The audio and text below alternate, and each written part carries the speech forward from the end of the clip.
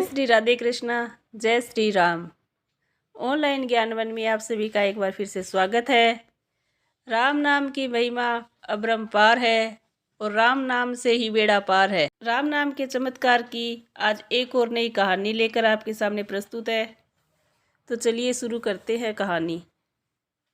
एक बार एक गांव में एक साधु रहता था। सारा दिन राम राम जपता रहता था और ढोलकी बजाकर कीर्तन करता रहता। उसकी कुटिया के पास जिस व्यक्ति का घर था वह उससे बहुत परेशान था। एक दिन वह व्यक्ति गुस्से में उस साधु की कुटिया में चला गया और कहने लगा कि तुम क्या दिन रात राम राम रटते रहते हो? तुम्हें तो कोई काम धंधा है नहीं, हमें तो कमाने जाना पड़ता है। तुम्हारी ढोलकी की आवाज़ में मैं सो नहीं पाता। साधु कहने लगा, तुम भी मेरे साथ राम नाम जप के देखो, तब तुम्हें पता चलेगा कितना आनंद आता है। उस व्यक्ति ने थोड़ा खींचकर कहा, अगर मैं तुम्हारे साथ राम राम जपता हूँ तो क्या तुम्हारा राम मुझे खाने के लिए रोटी देगा? साधु कहने लगा कि मुझे तो राम नाम की लगन लगी है, मुझे तो राम जी की कृपा से हर रोज़ भोजन मिल ही जाता है। तुम भी राम राम जप के देख लो, मुझे भरोसा है भगवान तुम्हें खाने को जरूर देगा। वह आदमी उस साधु को चुनौती देता है कि मैं तुम्हारे साथ आज राम राम का भजन करता हूँ। अगर तुम्हारे राम ने आज मुझे रोटी खिला दी, सारी उम्र राम की भक्ति में लगा दूंगा। अगर नहीं खिलाई तो तुम ढोलकी बजाना बंद कर दोगे। साधु कहता है कि मैंने तो निष्काम भाव से प्रभु राम की भक्ति की है, लेकिन फिर भी मुझे तुम्हारी चुनौती मंजूर है। वह व्यक्ति साधु के साथ बैठकर राम राम का जाप करता है और कुछ मन में निश्चय करता है कि चाहे कुछ हो जाए मैं आज भोजन नहीं करूँगा। देखता हूँ इसका राम मुझे भोजन कैसे कराता है। राम राम का भजन करने के बाद वह सोचता है कि अगर अब मैं घर जाता हूँ तो मेरी माँ और बीवी मुझे खाने को कहेंगे और मुझे रोटी खानी पड़ सकती है, लेकिन मुझे साधु को चुनौती में हराना है। इसलिए वह घर जाने की बजाय गांव के पास के जंगल में चला जाता है। जंगल में एक पेड़ पर चढ़कर बैठ जाता है। वह सोचता है कि मैं सारा दिन इस पेड़ से उतरूंगा ही नहीं, अन्न का दाना भी नहीं खाऊंगा। इस तरह से मैं साधु को हरा दूंगा और उसका ढोलकी बजाना बंद हो जाएगा। कुछ देर बाद उस जंगल से एक बंजारों की टोली गुजरती है। उन्हें भूख लगी होती है तो बंजारों का सरदार कहता है कि आग जलाकर यहीं पर खाना बना लो, अब खाना खाकर ही आगे बढ़ेंगे। खाना बनकर तैयार हो जाता है।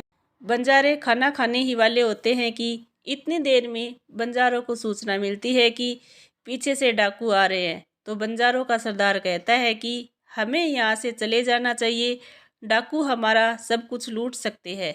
वे बंजारे खाना वहीं पर छोड़कर चले जाते हैं। वह आदमी पेड़ पर चढ़ा सब कुछ देख रहा था। कुछ समय बाद डाकू वहां पहुंच जाते हैं। भोजन को देखकर डाकू कहते हैं कि खुशबू तो बहुत अच्छी आ रही है, लेकिन यह भोजन किसने फिर बनाया? बनाने के बाद खाया क्यों नहीं? कहीं किसी की चाल तो नहीं हमें फंसाने की? हो सकता है इस भोजन में जहर हो। उसी समय डाकुओं के सरदार की नज़र उस व्यक्ति पर पड़ी। वह उसे नीचे आने का आदेश देता है। डाकू उस व्यक्ति से पूछते हैं, हमें मारने के लिए क्या भोजन तुमने बनाया है? वह बेचारा मिन्नतें करता रहता है कि मैंने यह भोजन नहीं बनाया और इसमें जहर नहीं है, यह भोजन बंजारों ने बनाया है। आपके आने की खबर सुनकर वह यहाँ से भाग गए, लेकिन डाकुओं के आगे उसकी एक नहीं चलती। डाकू उसे कहते हैं कि अब तुम्हें यह भोजन खाकर दिखाना पड़ेगा, क्योंकि हमें लगता है कि तुमने यह भोजन बनाया है और इसमें जहर मिलाया है। अब तुम ही सबसे पहले यह भोजन खाओगे। वह जिद पर अड़ा रहता है, मैं यह भोजन नहीं खाऊंगा, किसी कीमत पर भी नहीं खाऊंगा। डाकुओं का शक और गहरा हो जाता है। वे बंदूक की नोक उसके सिर पर रखकर कहते हैं, तुझे यह भोजन खाना ही पड़ेगा, नहीं तो गोली खानी पड़ेगी। वह व्यक्ति भोजन कर रहा है और साधु को याद करते करते आंसू उसकी आंखों से बह रहे थे। उसने कहा था कि मेरा निश्चय है कि राम नाम जप लेगा तो राम तुझे भोजन भी देंगे। उसके भोजन करने के बाद डाकुओं ने उसे छोड़ दिया।